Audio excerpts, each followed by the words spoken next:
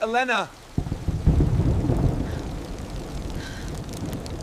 Mark, please, you have to listen to me. The rain hammered against my window like 1,000 accusing fingers, each drop echoing the thud of my heart as I stared out into the storm-swept night. There she was, Elena, my Elena, huddled under the dim glow of the street lamp outside my house, her coat soaked through, her face a mask of desperation twisted by the wind. But she wasn't supposed to be here. Not after the photo I'd seen just hours ago. The one that shattered everything. Her arm linked with his, laughing in some cozy cafe downtown, looking like she'd already erased me from her life. My hands trembled on the windowsill, knuckles white against the cold glass. Was this a ghost?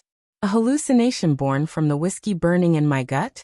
Or had the betrayal I'd convinced myself was final just unraveled into something far more terrifying? I froze there in the darkened living room, the air thick with the scent of stale coffee and unwashed dishes piled in the sink. A testament to the weeks I'd spent unraveling since she left. My mind raced back to that morning, the ordinary cruelty of it all. I'd woken to an empty bed, her side cold and untouched, the note on the nightstand scrawled in her hurried script. I need space, Mark. This isn't working anymore. Space. That word had sliced through me like a dull blade, leaving jagged edges of doubt.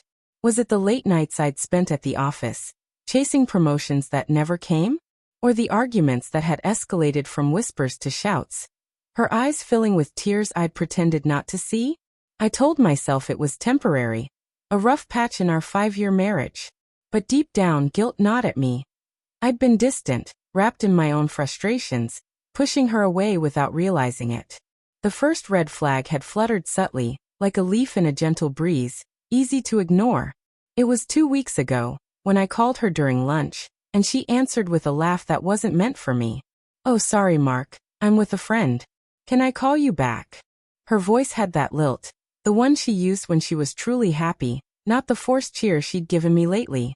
I rationalized it. Maybe it was her sister, or a coworker venting about the grind at the marketing firm. But that night, she came home late, her cheeks flushed, her perfume mingled with something unfamiliar. Cologne, perhaps? I didn't ask. Fear held my tongue. Asking meant admitting the fracture in our trust. Instead, I pulled her close in bed, whispering apologies for my absences, and she murmured back, "It's okay, love. We're okay." Her words felt like a bandage over a festering wound, temporary and inadequate. As the days dragged on, the hints piled up like unread messages on my phone. Her phone buzzed incessantly, screen lighting up with notifications she silenced quickly, her fingers flying over the keys in secretive bursts. "Work stuff," she'd say with a smile that didn't reach her eyes, those deep brown pools that once held my entire world. I caught glimpses, emojis, fragments of sentences. "Can't wait to see you again." My stomach twisted each time, a cocktail of anger and denial churning inside. Was I paranoid? Overreacting to the stress of her job? I loved her too much to confront it head-on. The thought of losing her made my chest ache, a physical pain that radiated down my arms. So I buried it, focusing on small gestures. Cooking her favorite pasta, leaving notes in her purse. But her responses grew cooler, her touches briefer, like she was already slipping away. Then came the photo. It arrived anonymously via email this afternoon. The subject line a dagger. "Thought you should know." There she was in vivid color, leaning into a man I recognized vaguely, Jason, her old college friend, who'd resurfaced at a networking event last month. His hand rested on her lower back, possessive and intimate, as they shared a dessert fork in a booth lit by soft candlelight. The timestamp. Last night, while I'd sat alone in my living room, nursing a beer and scrolling through old photos of us on vacation, laughing under sunny skies. Heartbreak hit like a wave, drowning me in confusion. How long? Why him? Anger flared next, hot and blinding. I wanted to smash something, to scream into the void. But beneath it lurked guilt. Had my neglect driven her there? Was I the villain in this story, too absorbed in my failing career to notice her fading? I paced the room now, the wooden floor creaking under my bare feet, each step amplifying the storm's roar outside. Should I let her in? Confront her? The rational part of me screamed to ignore the doorbell she'd just rung, its chime cutting through the rain like a plea. But love, that stubborn bastard, propelled me forward. I flung open the door, wind whipping rain across the threshold, soaking my shirt. Elena? What the hell are you doing here? She stepped inside without waiting for an invitation, her wet boots tracking mud onto the rug we'd picked out together. Her eyes, red-rimmed and frantic, met mine. Mark, please listen to me. It's not what you think. Her voice cracked, raw with emotion, and for a moment, I saw the woman I'd married. Vulnerable, fierce, the one who'd stood by me through my father's death 3 years ago, holding my hand as grief tore me apart. Not what I think. I spat, my voice rising despite the knot in my throat. I saw the photo, Elena. You and Jason, looking like you've already moved on. Replace me like I was nothing. The words tasted bitter, laced with the denial I'd clung to. Part of me wanted her to deny it, to make it all a misunderstanding.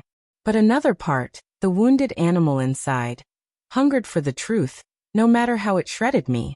She shook her head, water dripping from her hair onto the floor in rhythmic plops. The photo, God, Mark, it's fake. Or at least it's not the whole story. She pulled out her phone with trembling hands, thrusting it toward me. Look, Jason, he's been blackmailing me. From college. There was this stupid mistake, a party, too much drinking, and photos he took. He threatened to send them to my boss, to you, unless I met him. Last night was supposed to be the payoff, to make him delete them. But he tricked me, sent that cropped picture to you instead. I stared at the screen, scrolling through messages that corroborated her story. Threats from Jason, demands for money, veiled hints at exposure.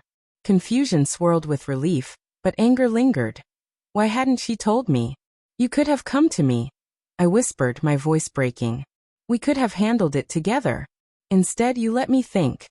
I was ashamed, she admitted, her shoulders slumping as tears mixed with rain on her cheeks. Scared you'd see me differently. That I'd lose you over something from my past. Her words hung in the air, heavy with guilt and regret. I wanted to believe her. God, I did. The moral grayness of it all clawed at me. Her secrecy had betrayed our trust, even if not with infidelity. And Jason? He wasn't just a cheater's accomplice. He was a predator with his own twisted motivations, perhaps born from unrequited feelings or sheer malice. As we stood there, the tension coiling tighter, my phone buzzed on the counter. An unknown number. I answered, and a voice I didn't recognize, smooth mocking, filled the line. Enjoying the reunion, Mark? Elena's quite the actress, isn't she? But ask her about the hotel receipt from last week. The one she hid in her drawer. My blood ran cold. Elena's face paled, her eyes widening in horror. Mark, no. The line went dead, but the damage was done. I turned to her, the fragments of trust shattering anew. Was it all a lie? Or another layer of manipulation? The storm outside raged on, mirroring the chaos within, as I realized the betrayal wasn't just hers. It was a web we'd both woven, tangled in secrets and fears. And in that moment, staring into her pleading eyes, I understood. Sometimes the replacement isn't another person. It's the version of ourselves we become when trust dies. But as she reached for me, whispering desperate truths, or were they? A chilling thought struck. What if Jason was watching from the shadows, pulling strings we couldn't see? The real twist wasn't her return. It was the dawning horror that our nightmare had only just begun.